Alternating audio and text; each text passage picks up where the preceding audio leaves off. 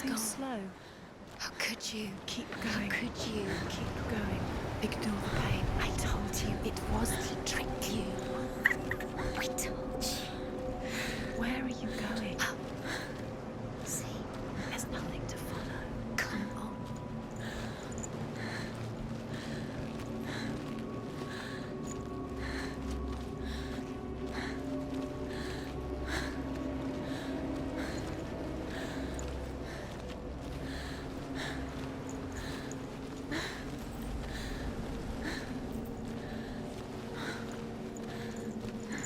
There it is. You're imagining things. It's Dillian. Go towards him. Quick, go, run. Come on. Before he quicker. disappears. Go, go, go. Ow.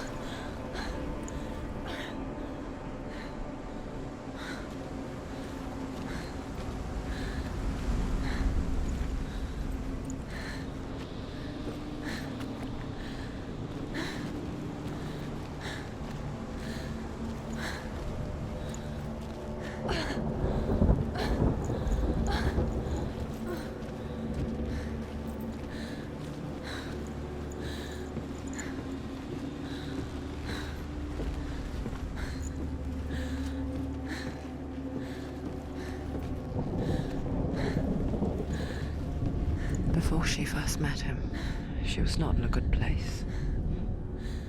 Just a teenager, but not like the others. Barely functioning, she rarely left the house. Her father's in-bell made sure of that. Only occasionally did she venture out on her own, collecting firewood and herbs. Errands out on the Orkney plains. That was her world. Like this one. Barren and lonely. You'll get things done.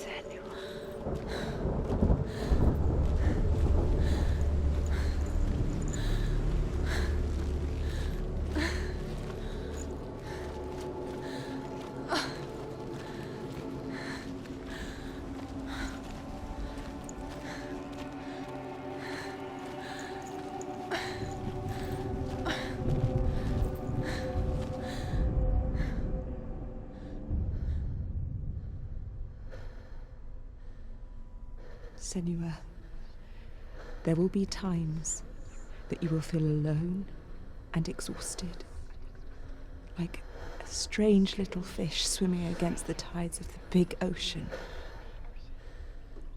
But have the faith to let go and let the tide carry you away. Because the whole ocean is your home, and it does not ask you to swim against it.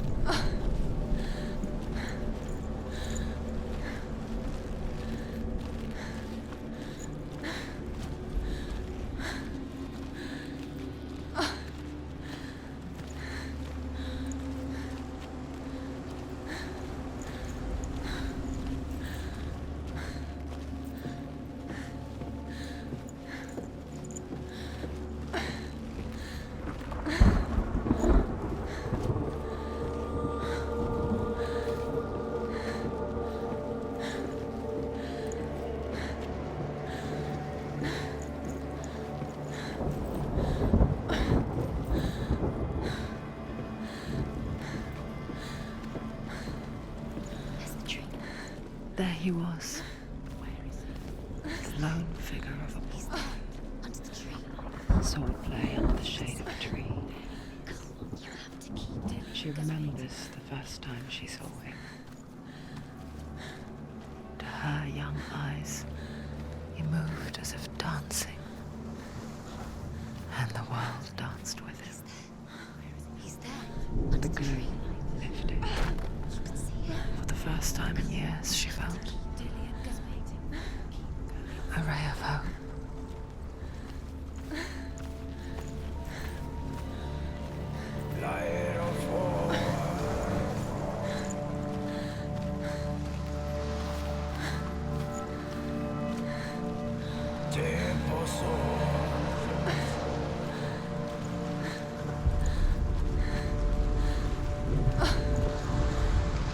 The Northmen tell of a great hero. His name is Sigmund. His father's hall was built around a great tree, and one day, Odin comes and thrusts a sword into the tree, a gift to whomever can release it. Many try, but the sword only comes out at Sigmund's touch. His brother-in-law, King Siggeir, wants it, but Sigmund refuses him, so King Siggeir plots revenge. He invites Sigmund and his brothers to a feast, but when they arrive, they are met with an army, not a warm welcome. King Siggeir captures Sigmund and his brothers, steals his coveted sword, and readies them for execution.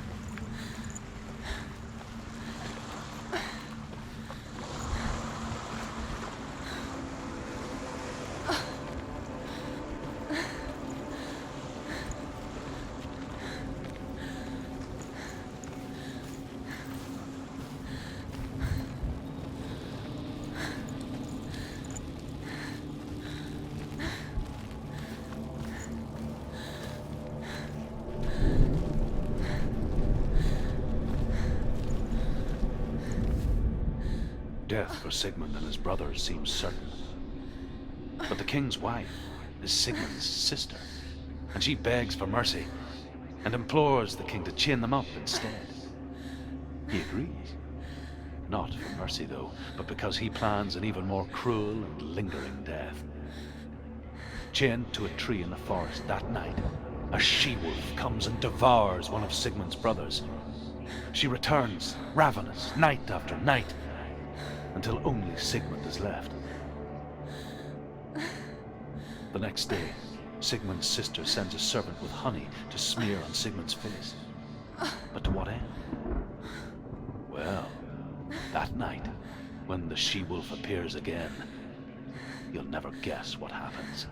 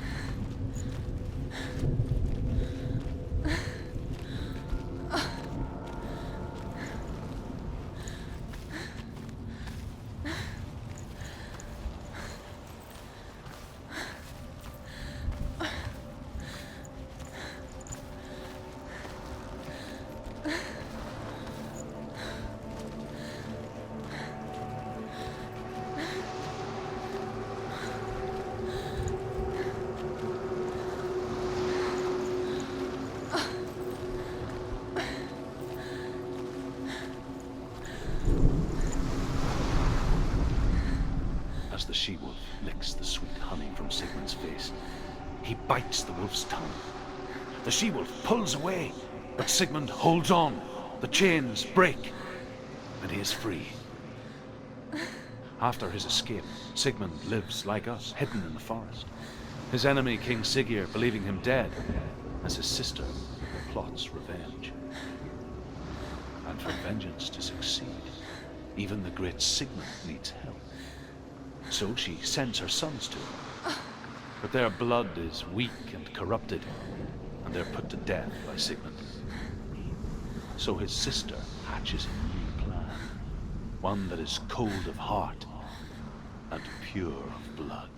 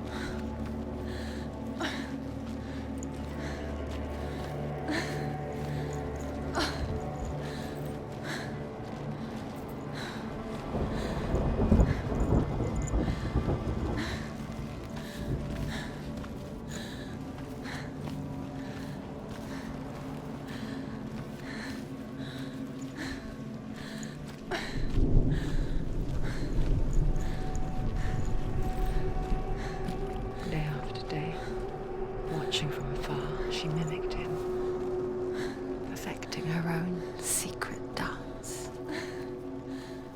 wishing those fleeting moments of light would stretch out to last forever.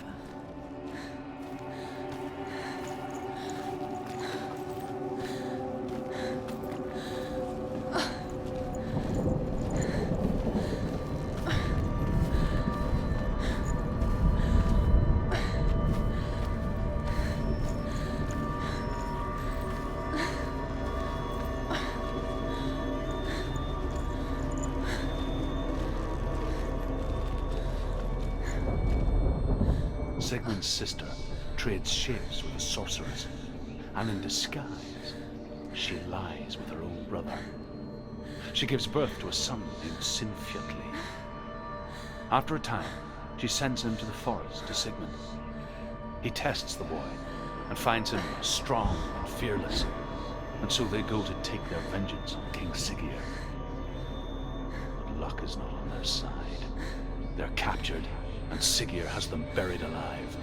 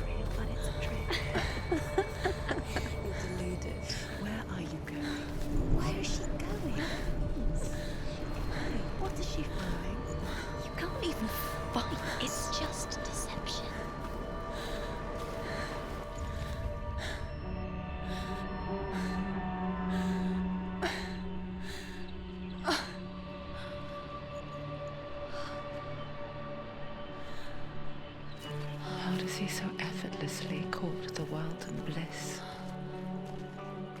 If only she could do the same. See the world through eyes anew and dance with it, just like he does.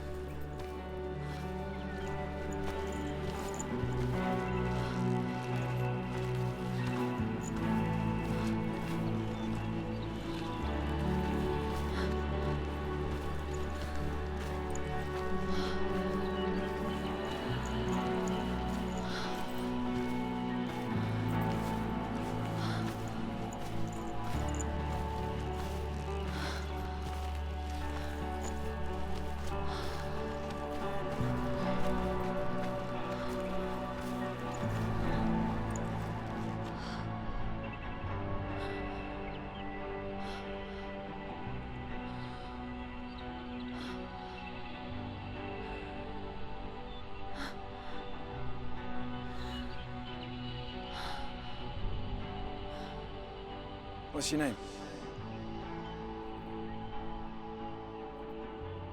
Senua. I haven't seen you before. I don't leave home much. Oh, Zenua's daughter. I have to go. Wait. Who taught you to fight like that? No one. No one.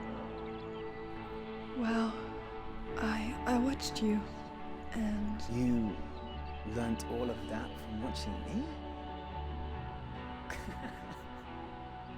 You should become a warrior, you know. me?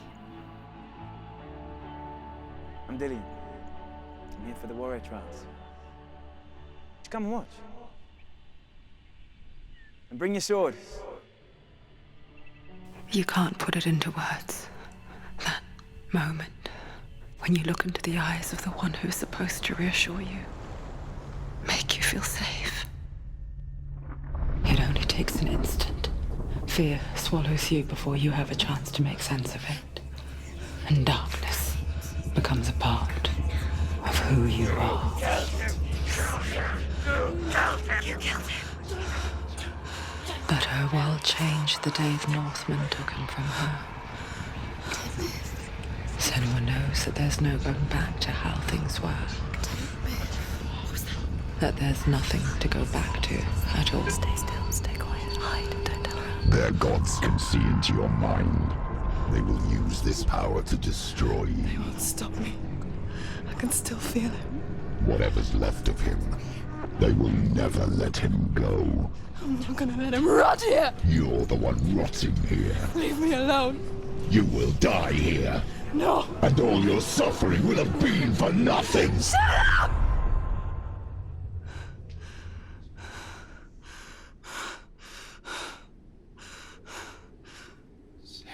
Dillian? Is that you?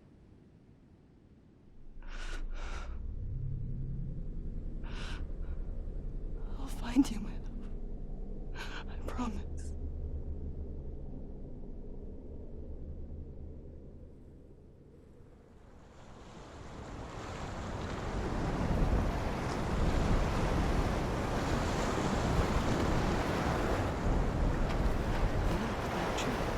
Can you see him? You want to believe it. Is he not real? Is he there? You're alone in these mountains. Is that Delia? Nothing lives here. You won't survive. You met him by the tree. She met him by the tree. Maybe it's a sign, the tree. What's he trying to tell you? He's waiting for you by the tree.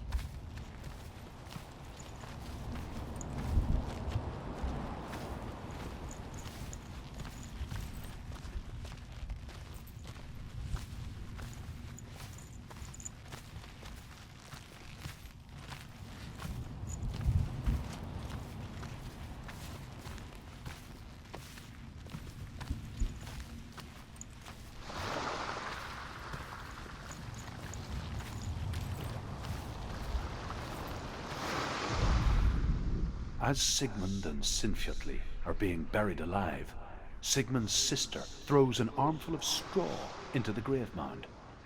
Hidden in the straw is Sigmund's sword, the gift of Odin. They cut their way out of the grave mound and set fire to Siggeir's hole. The king burns to death. Sigmund calls to his sister to come out so that she may live and be honored. She does come out, but only to tell him the truth. That she had slept with him, her brother, to beget a strong avenger. I am not fit to live, she says, and walks back into the fire. Strike vengeance from your heart, Senua, as there is always a heavy price to pay.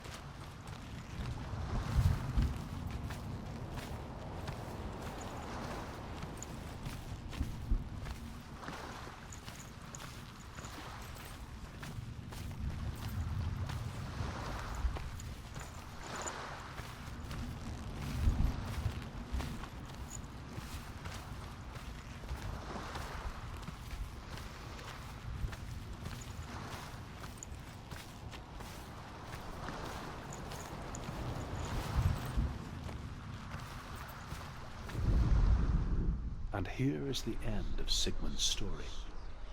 He was a fierce and great warrior who fought many battles. But one day, an old man came onto the battlefield. Although shadowed by a hood, Sigmund saw that he only had one eye. The man raised his spear, and Sigmund struck at it with his sword, but the sword shattered into pieces. Sigmund then knew that this was Odin, and thus that victory could not be his. He bowed his head and accepted his end. Dying, he tells his wife that she is with child, and that her son will one day make a great weapon out of the fragments of his sword. The sword named Gram.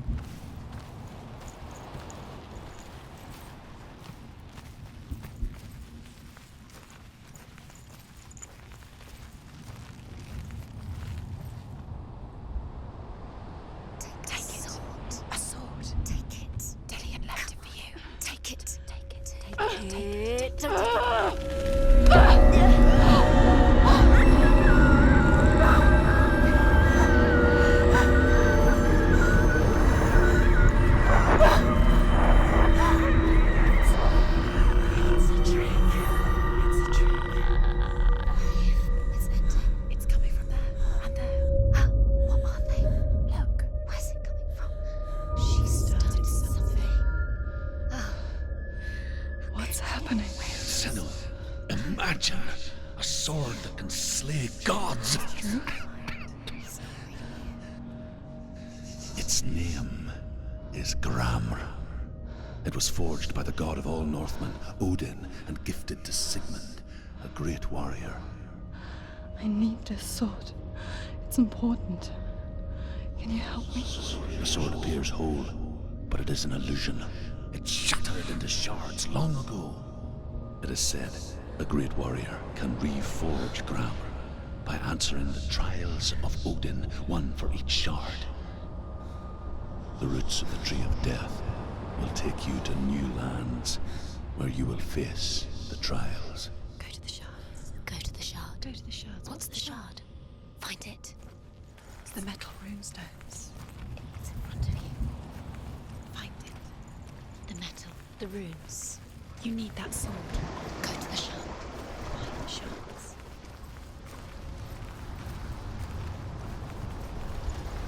Where is it? Find it. There it is. Focus. Where's the shard? Focus. Focus. Use your eyes. Look. Get closer. What can you see? Go to it. It's not safe. Don't go near it. Move closer. A king in the north forced the dwarves to make a sword that would never fail and never rust, and that would slice through iron and stone and bring victory to its bearer. But the angry dwarves cursed it. It would be the death of a man every time it was drawn, and it would be the death of the king. Let me tell you about the sword Tyrving.